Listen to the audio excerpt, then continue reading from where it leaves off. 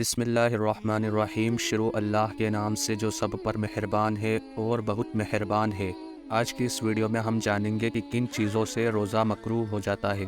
آپ نے اس سے پہلے والی ویڈیو میں دیکھا کہ روزہ کن چیزوں سے ٹوٹ جاتا ہے اور کن چیزوں سے نہیں ٹوٹتا، لیکن اب آپ یہ بھی جان لیجئے کہ رمضان کا روزہ کن چیزوں سے مکروہ ہوتا ہے، کیونکہ روزہ رکھنے والے کو ان ساری باتوں سے پوری طرح خبردار ہونا چاہیے تاکہ اس کے روزے پر کسی طرح کا کوئی اثر نہیں پڑے۔ پہلے یہ جانتے ہیں کہ مکروہ کا مطلب کیا ہوتا ہے۔ روزے میں مکروہ کا مطلب وہ چیزیں جو روزے میں ناپسندیدہ ہے اور وہ چیزیں جن سے روزہ ٹوٹنے کا اندیشہ ہوتا ہے۔ چلیے جانتے ہیں روزے کو مکروہ کر دینے والی چیزوں کے بارے میں۔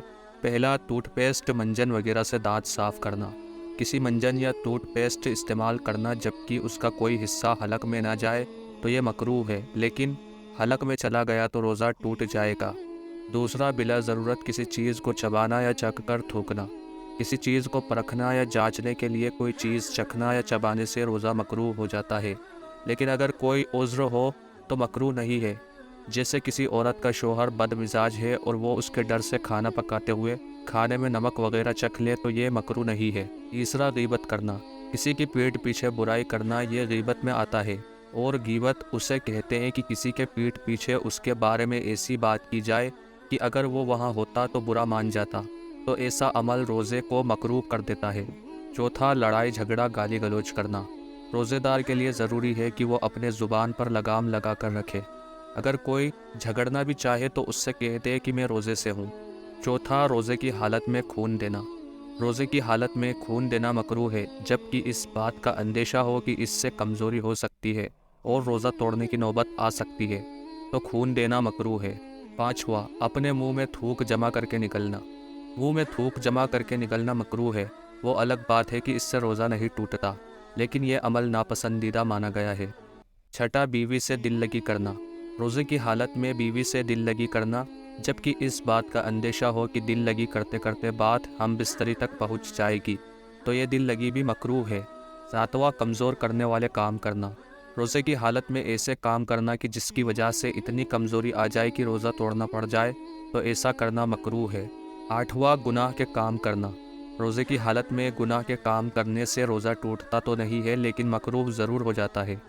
نواں، سحری میں زیادہ تاخیر کرنا۔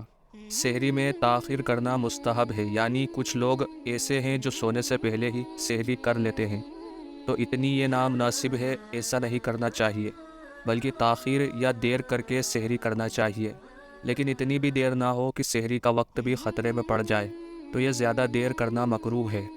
10واں، عورت کا شوہر کی اجازت کے بغیر نفلی روزہ رکھنا۔ یہاں پر رمضان کے فرض روزوں کی بات نہیں ہو رہی ہے، بلکہ نفل روزوں کی بات ہو رہی ہے جو رمضان کے علاوہ ہے، اور جن کو اگر ایک عورت اپنے شوہر کی اجازت کے بغیر رکھے تو یہ مکروہ ہے، لیکن اگر شوہر خود روزے سے ہے، احرام کی حالت میں ہے یا بیمار ہے تو مکروہ نہیں ہے۔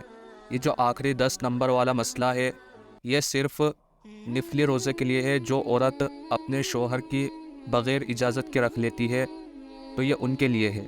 باقی جو اوپر بتائے گئے ہیں وہ تمام روزوں کے لیے ہے، فرض کے لیے بھی اور نفل کے لیے بھی۔ اللہ سبحانہ و تعالی ہم تمام کے روزوں کو قبول فرمائے، ہم تمام کی رمضان کی عبادتوں کو قبول فرمائے اور ہمیں اچھے سے رمضان گزارنے کی توفیق عطا فرمائے، آمین۔